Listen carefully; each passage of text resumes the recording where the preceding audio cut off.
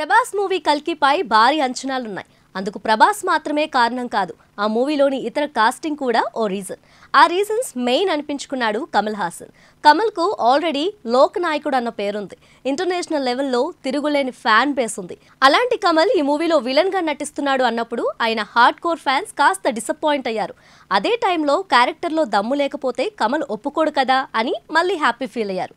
ఇటు ప్రభాస్ ఫ్యాన్స్ కూడా కమల్ ఎంట్రీతో కల్కి సినిమా రేంజ్ మారుతుందని భావించారు. బట్ అందరికీ షాక్ ఇస్తూ కమల్ లేటెస్ట్గా ఓ కొత్త స్టేట్మెంట్ ఇచ్చాడు. ఈ మూవీలో తను విలన్గా నటించడం లేదని, కేవలం ఓ గెస్ట్ రోల్ మాత్రమే చేస్తున్నానని చెప్పాడు.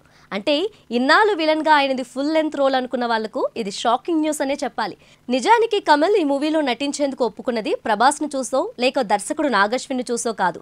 ఈ మూవీ స్క్రిప్ట్ వర్క్లో భాగస్వామి అయిన సీనియర్ డైరెక్టర్ సింగీతం శ్రీనివాసరావును చూసి అని చాలా మందికి తెలియదు.